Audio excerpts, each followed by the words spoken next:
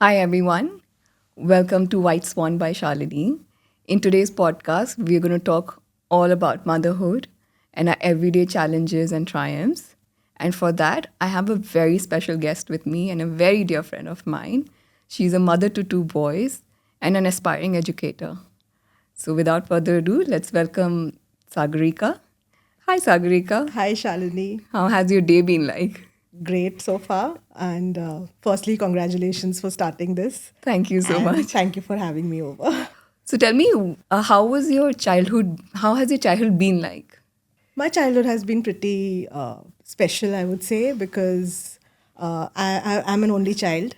Oh, So, I mean, in India, it's so common to have big families, large families, growing up with lots of siblings, and so in that sense, I would say I've been the center of attention, growing up with my yeah. grandparents. So I have very cherished, very sweet memories from my childhood.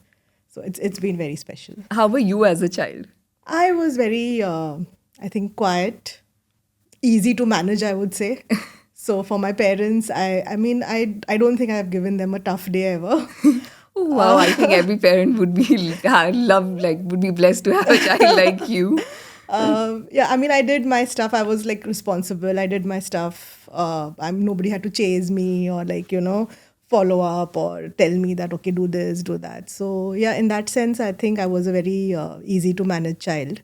So I can't remember of any rebellions or any conflicts with my parents. Or I think it was a very, to some it might seem boring, Yeah. but I think it was like not too much of a pain for my parents to raise me, I believe.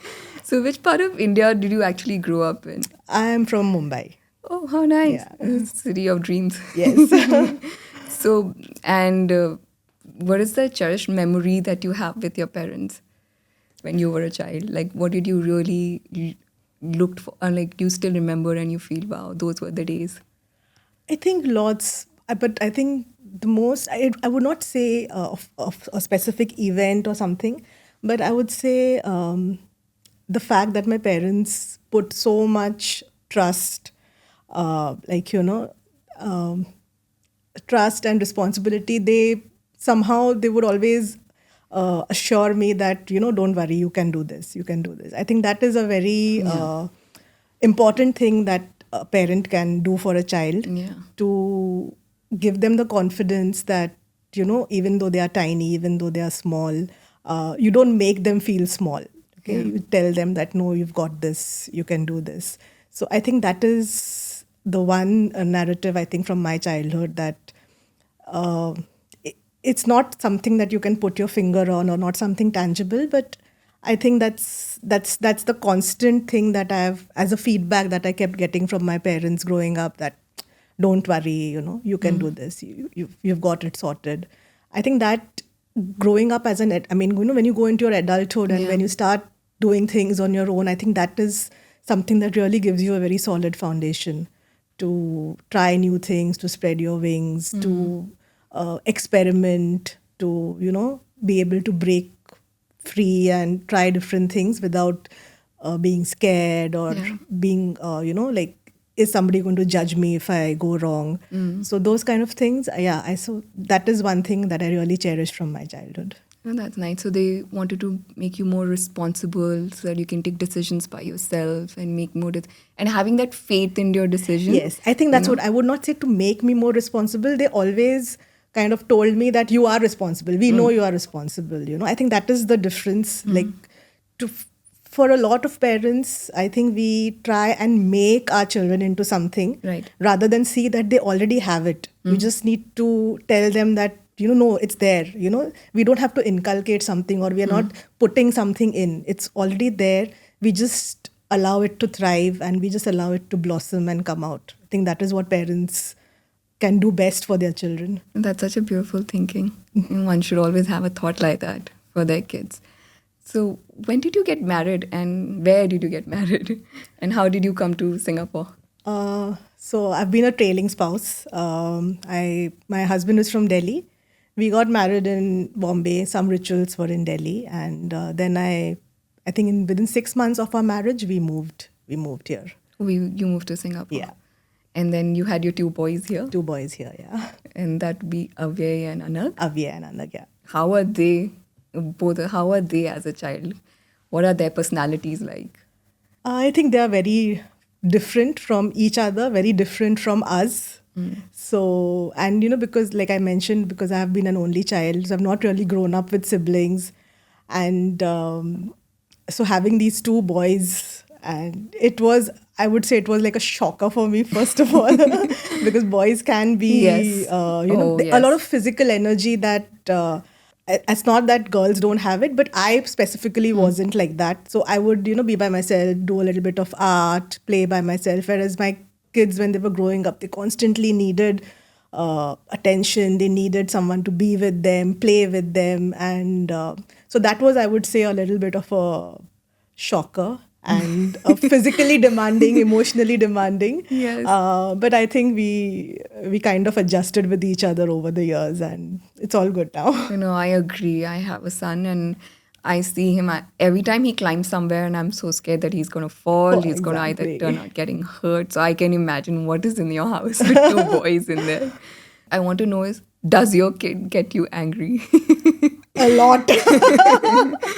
In fact, whenever my parents visit us here, they're like, we never knew you could scream or you had that kind of a temper, because I think kids do that. They sometimes bring out the best in you, and they also bring out the worst in you. And so no exception in my house. They do make me very angry, but they also give me a lot of happiness and joy. So I think it's a part and parcel of the motherhood. But what do they do that gets you angry? Like, give us something like what exactly gets you triggered? Simple things like, I would say, getting ready for school. Yeah. Because it's punctuality is something that, is important to me personally. And when I see them like, lazing around in the morning and, not be in that rush or in that hurry to, make it to the school bus in time. So those simple things, I mean, nothing major, daily, regular routine things that Right. somehow they just don't get the hang of it. Like, how important it is to get up on time, to get ready, to, finish your breakfast on time, get your stuff ready, shoes, socks, everything, and then just be at the bus stop well in time for, it's not like the bus is there and then you're rushing and running. So I feel if you are calm in the morning, if you've done your things in time, it just sets the tone for the whole day, you know. And if your day starts on that note where you're rushing and you're scared, you're late, or the bus leaves you and goes, I think that it just messes up your whole day later on. Very so true. that is one thing that really triggers me with the kids early in the morning. So how do you deal with it? Like, how do you deal with that anger, or how, do you plan something? Do you make a routine for them, or set a timer that you're supposed to do it within this time? So this is interesting. Actually, 2 weeks back, I got my younger son to miss his school bus. Got as in he was late, and I just left him. I was like, it's because sometimes it's good for them to see firsthand what happens, what are the consequences of what happens when they don't, Otherwise, I think children just think parents are nagging all the time, Right. and it's okay, we'll get there and the bus will wait. And so I just wanted him to know that, no, it's not okay, and the bus will not wait, and it's your job to be there on time. When you know that the bus comes there, Yes. you have to be there in time. And so my older one got there, he went on the bus and the bus left. And but that was a learning for him. And Right. then after that, he's never been. He's the first one. As soon as I wake him up in the morning, he's up. Oh, so or something, or something like a repercussion, right? Yes, like a consequence, yeah. like because a consequence of not getting there on time. Now he understood that he gave more word to the time, Correct. like to be there timely. Yeah, that's a Yeah. good thing. So, in Bengali, there is a saying which translates as, some see and learn, and some deal with the consequences and learn. So, I think in his case, because we were just telling him, Yeah. if you miss the bus, you won't get to school. If you miss the bus, you won't get to school. But I don't Yeah. think it was registering with him. But so I had to, get him to see firsthand what happens. And then he was in tears and he was like, I'll never do that again. I'll be ready on time. And so then he got the message and then he got to see firsthand what happens. So that's what, so it's like take a shake, like, he saw what happened Yeah. when he doesn't listen. So what do they yeah. say in Bengali? What is It's the phrase? called kara dekhe sheke, kara theke sheke. So like you either learn By through your- other people's experiences or you experience the consequence yourself and you learn. Yeah, it's a very good learning. Actually, with our son also, what we've done is we made a schedule for him, and we put up all like, okay, what he's supposed to do on each day of the week. So he knows that, okay, in Monday I have like a tennis class at this time. So he knows that, okay, by 5 o'clock, I better be there down in the court or the coach will be waiting and he'll not be there available. And it's also, I think, respectful for them to know that, whatever they do, it's just not about them. There are other Yes. people involved, and it is disrespectful if they have to make the bus wait because there are other children who have been there on time, and it's not right, for them to get delayed because one child decides to, not get up on time or not finish his stuff Very on true. time. So that was it was important for us to drive that fact to him that this world is not about I, me, myself. It's not just hovering around you. There are other people who need to get to school on time, and you have to be respectful of that. So it really helps to actually get them in a routine and let them Exactly. know about the routine because that makes them more independent, more responsible, more we don't have to be after them for Yeah. anything and gets us that free time that we time. want. Tell me, which day in a year as a mom scares you the most? I would say holidays.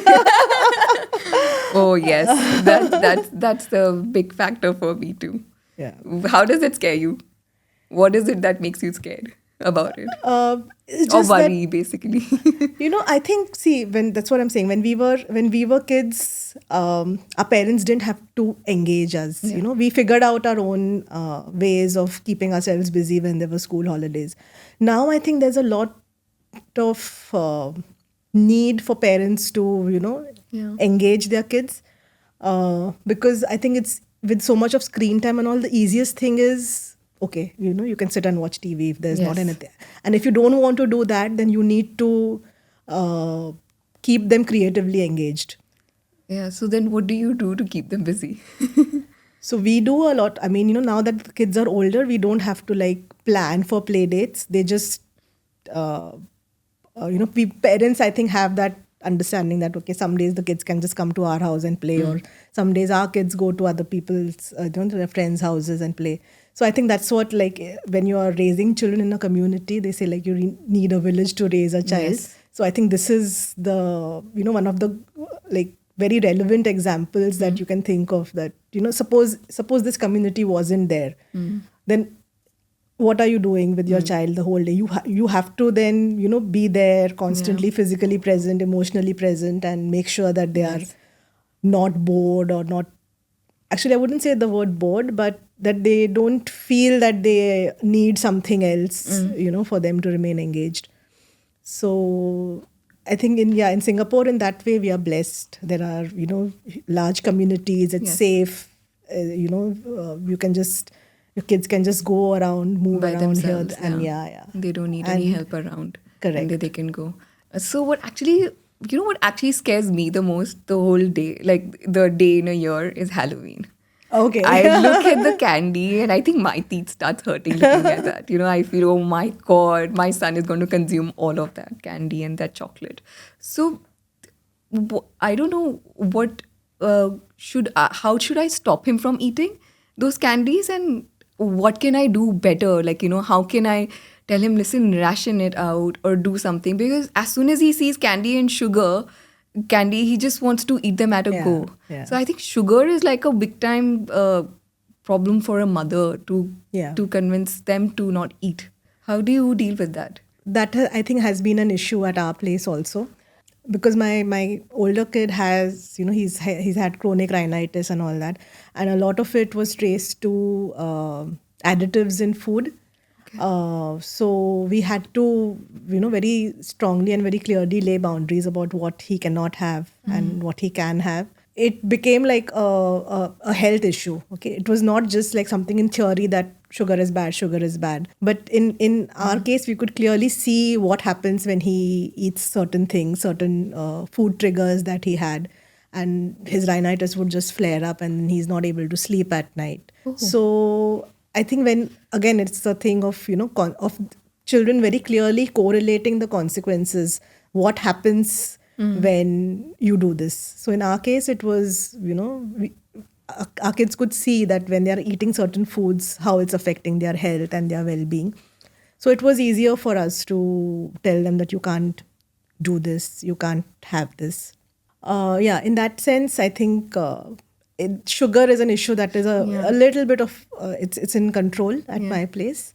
How about your younger son? So he also gets it? That okay? I fine, think he's not then they are supposed to- aligned, because Okay. when I one think it's doesn't get easier, it, yes. yeah. So then we can't have two sets of rules for two Yeah. kids. So then what applies to one applies to the other by default. Yeah, that's true. Actually, for me, it's going through Instagram, then I found so many recipes that you can substitute sugar with dates and bananas and everything and find a healthier version of sugar. Yes. That slowly by slowly, I started actually enjoying baking. And that's how I started putting. So, because my son is very, very fond of cakes and chocolates and all of that. So, Okay. it was a little easier in that part that, okay, fine, I could substitute with the sugar with dates and bananas and everything. In my head, at least, I know what I'm putting in the dish. Exactly. And my son is eating that. So he's at least safe in that case. Yeah. That I'm not getting him any preservatives or additives. So I think making from scratch at home is definitely worthwhile, because Yes. when you get store-bought things, there's just so much of other stuff in it that's not necessary, that you wouldn't even know Yeah. is there, and how those things are derived. And like, a simple example, like in my son's case, what I was telling you, that he for him potato is a trigger, and you would think potato is such a easy thing, right? Okay, Yeah. you just don't have fries, you don't have chips, and you're sorted. But it's actually there so many food items in different ways. Some food items may have it as a thickener, or even salt for that matter. Iodized salt has Really? dextrose, which is derived from potatoes. So if somebody is very sensitive to the presence of potatoes, even that can be a potential trigger. Wow, I didn't know about that. So for us, once we identified the trigger, I mean, we had no option but to just make everything at home from scratch. And there was a time when he was younger where when we used to go for holidays, I used to carry Himalayan salt from home and request restaurants to use that for Okay. cooking. But yeah, I mean, there are so many things hidden in food items that you wouldn't imagine, Yeah. or you wouldn't even think it's necessary for those items to be there, but that's so true. they are. So I think if you can make things at home from scratch, that is the best for children. You actually control what you're putting, how much you're putting, and how you're sourcing the ingredients, and definitely that's that- great for their health. Yeah. What do you think about screen time? How much screen time is too much screen time? I think any amount of screen time is too much screen time. So because we have a no screen policy at home, other than for when there are long holidays, then sometimes we relent. But we try to keep them engaged with a lot of other things so that they don't veer towards gadgets and all that. So that is the challenge. So that pressure, I think, is on us as parents, that how do we keep them occupied, or how do we keep them engaged so that they don't feel that they need to go and watch something on television, or they don't need their gadgets and all for that. Your kids can just go around, move By around themselves. here, and yeah. They don't need any And- help around. Correct. And they can go. That's very true, because screen is such a thing that keeps you visually engaged. Your audio, you're like engaged by ears, and they're keeping you entertained. Correct. So it's such a hard thing to substitute with something else that Exactly. you have to find something so much more entertaining. Exactly. That they can think of leaving that screen That- time and doing something Yes. else. So generally, I feel that one has to be involved with their kids so much or be engaged with them that they understand that, okay, if they're leaving that screen, there's something much more interesting going Interesting, on. exactly. So then the whole talk of, how do you engrave that in them that, listen, that TV or the screen time, it's not real, it's pretend. How do you get them to get to the going out, playing, doing all of that? And there is, it's so easily available. It's there 24 hours. Exactly. You know, I mean, when we were growing up, there was very limited, like, you know, we really would get like maybe 2 hours. Even if you want more than that, it was not, Not there. it Yeah. was not around. Exactly. But now there's just so much of stuff happening. And Yes, very true. I think Yeah. that easy accessibility has become Yes. a problem, you know. Yes, I think it's a blessing as well as Yeah. a curse to us having True, a screen. true. So what we actually do with our son is we teach him what is real and what is pretend. So what you're watching on TV, it's all pretend and it's nothing real about Yeah. it. Real is your experiences when you go out and play with your friends. Let's say you play football and you score a goal, and that kind of happiness stays with you. That stays in your memory, and it's linked to your memory. So we try to teach our son that this is real and this is Yes. pretend. And how much of real and pretend do you want to have in a day? Do you want to pretend to go more up and real to go down? You want to have real more or pretend to go down? I think that's the kind of way I think to get to teach a small 6-year-old boy Yeah, to yeah. get there. But yeah, I totally agree. That nowadays screen has taken up so much that we really have to be very creative and very thoughtful about what to actually make them do. True, exactly. So how much do you allow them in a day? Do you allow any screen time in a day when they No, come on a back? regular basis, there is no screen time. Oh, So it's wow. only when there are school breaks. Yes. And if we are not able to find, things to engage them, then maybe like once in 2-3 days they get like half an hour or something. But otherwise, there's no screen time. That's amazing to have no screen time in a day. I don't know how you manage it, but it's really difficult for me. Because the other day I met your younger son and he told me it's the first time I played video game. Like he must have just touched, I think, in school. And I'm like, in school they allowed. He's like, because at home you're not allowed. You're not allowed to do all of this. So I'm like, wow, it's really commendable that you don't give them screen time at all and they are listening to you about doing it. Because I've given up. My son needs his screen time. But yeah, like I said, we try to explain him how much of the pretend and the real stuff, Yeah. like how much pretend should be there in a day and how much real should be there in a day, that he needs to understand. Yeah, I mean, to be fair to screen time, it's that it's all bad, because Yeah. I think for my older one, he picked up a lot on Hindi. He picked up a lot of that language by Oh, yes. watching some series, that he Yeah. used. He did watch at some point.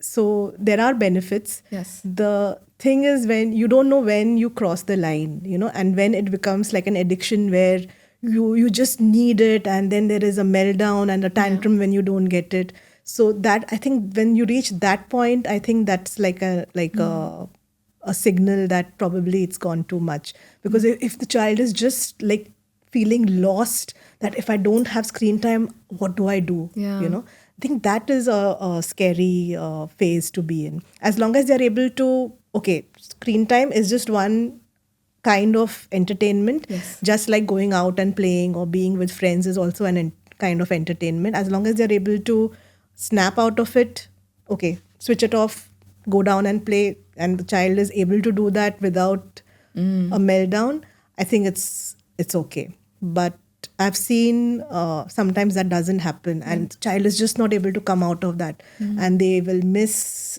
studies, they will miss going out and playing with friends, Yes. they will miss socializing, because they are they like fixated on that screen. So I think that itself shows that it's kind of going towards an addiction, and probably time to like step back and give it a break. No, you're right. Like you said, like my nephew also, he used to watch number blocks a lot, which taught about maths a lot. So he's actually become so good in maths just by watching it. Yeah. I don't say that too much, like how you mentioned, too much of watching is of course not good, but it was amazing to see that he could learn just Yeah. by watching the number blocks. He could get so good in maths. So yeah, I I feel it's on the kids how they adapt to it, how much time that we should Exactly. allow them to watch. How do you say no to your child when they're like being unnecessarily demanding?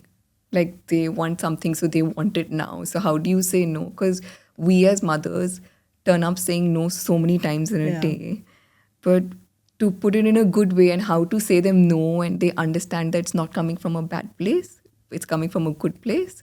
How do you do that? Uh, so I think that's again a little tricky because it depends on the age of the child and how much uh, they are able to make sense of what you're telling them. Because if like you give them all these complex reasonings Yeah. and data and scientific research and behind why you're saying no for a certain thing, uh, not I think they have to be of a certain age and maturity to understand and Yeah. accept that. So I think for the younger kids, probably if it is within safe boundaries, probably let them experience the problems of what happens when you just get if they're asking for something and if they get it, what could be the adverse effects of it. Let them experience it, and if it is something that you can't allow that to happen, like it's something that's dangerous or not safe, then I think, as harsh as it may sound, sometimes as parents we just have to put our foot down and say a no is a no. Yeah. Because if the larger question is the safety and well-being of the child, Yes. then I think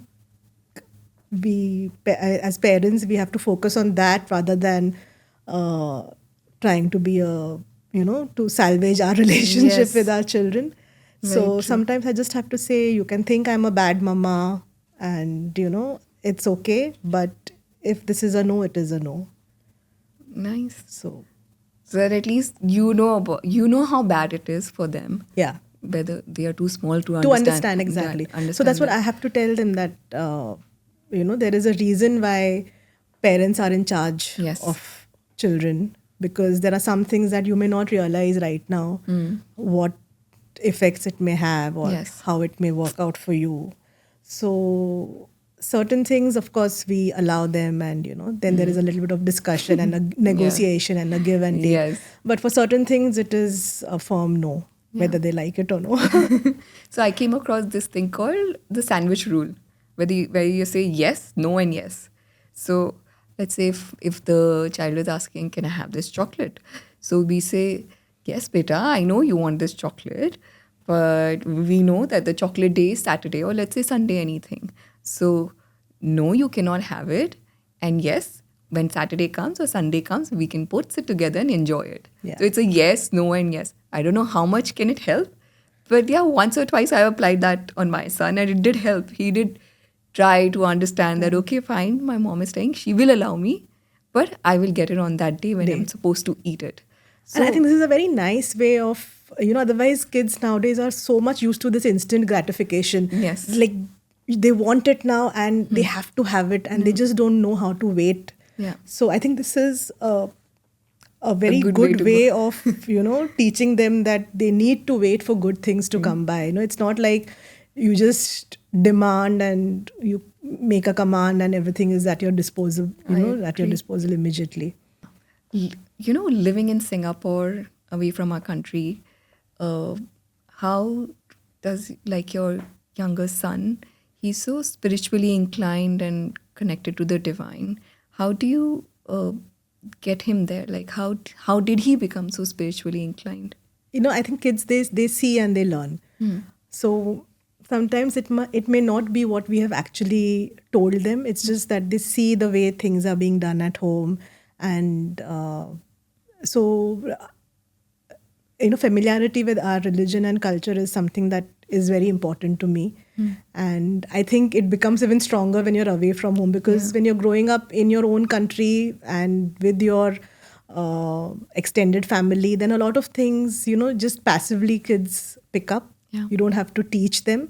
But when you're away from home, I think that organic learning is not Not bad. there so much. So Yes. part of it you have to uh, introduce them to it. So, and that was, I think, one of the non-negotiables for me. So it was, you can do everything, but you can't disconnect from your identity, because at the end of it, you need, like, you need to know where your roots are. Yes. And you should identify with it, and you should take pride in it. I think that is the most Yes. important thing. Yes. Because sometimes it is there, it is there, but it's something like, you feel that it is disposable. You can let go Let of go it. of it. Yes. So I think that's a very mindset based thing. If you can inculcate that in your children, that this is part of who you are, Yes. and if this goes away, then a big part of you goes away. And so then I think they also learn how to hold on to it, and to appreciate it, and to take pride in it. Yeah, very true. Because in today's time, I think it's very easy for them to distract themselves and not go with what we are going to teach them that kind of value and tradition.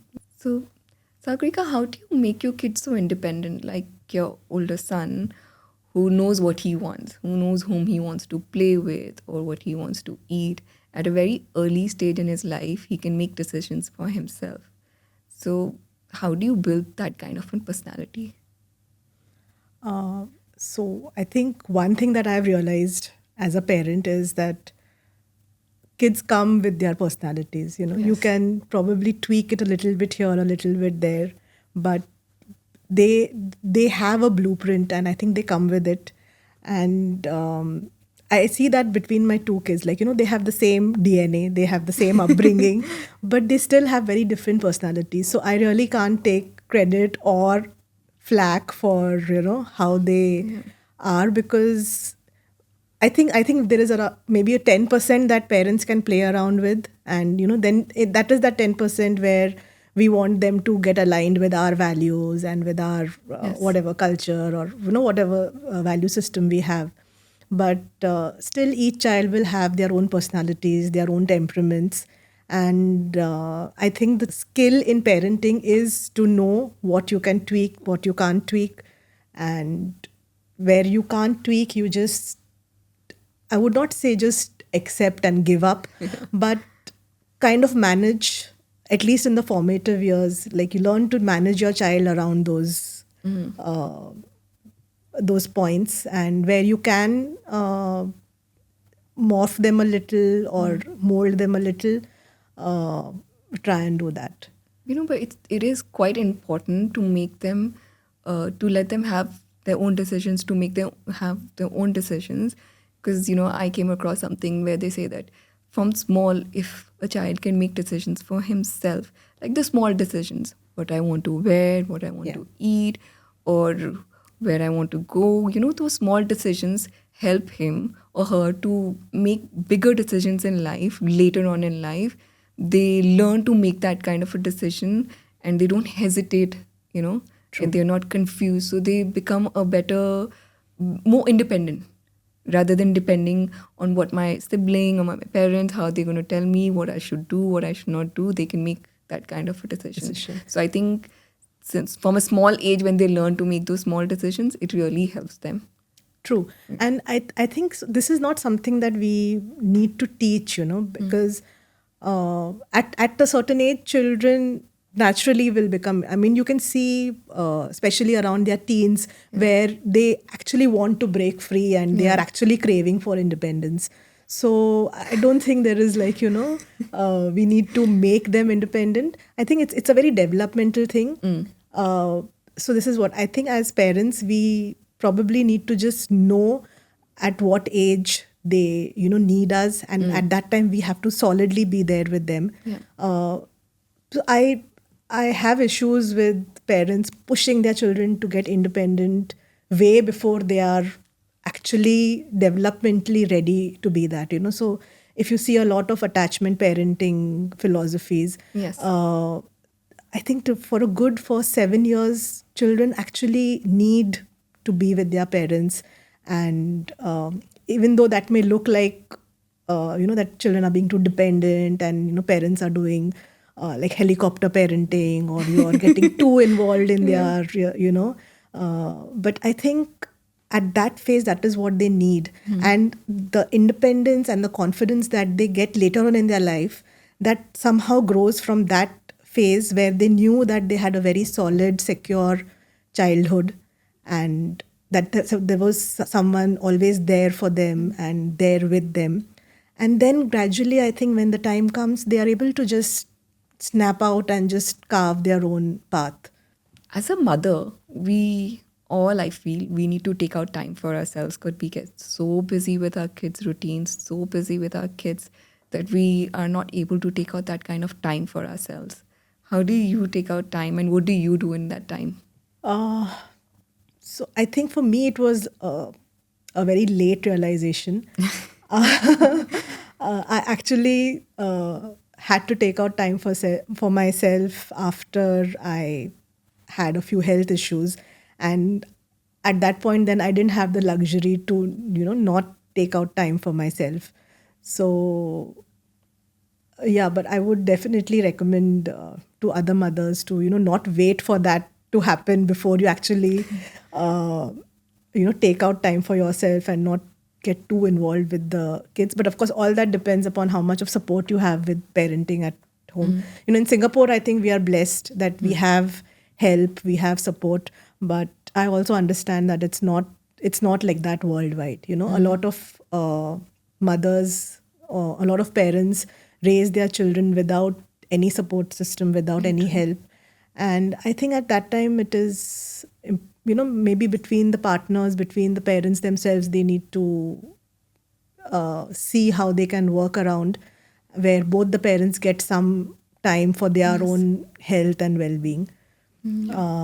Otherwise, you crash one fine day, and then I don't think that's good news for anyone in the family. Precaution is better than cure, Yes, right? definitely. So we must. Yeah, actually, I read somewhere that the irony is that when we take care of ourselves, we are in much stronger place to take care of someone else. Exactly. Right. Especially So for it's- mothers, because a lot of things are shouldered on by mothers. And I mean, when I like last year when I was down with health issues, I mean, even in the hospital, like you are constantly thinking of is this happening at home, is that happening at home, are the children okay, are they going to school on time? And I was like, this is not, that's Exactly. not how it should be. Even, Yes. at least when you are not well and when you're recovering, at least at that time you should be able to recover in peace.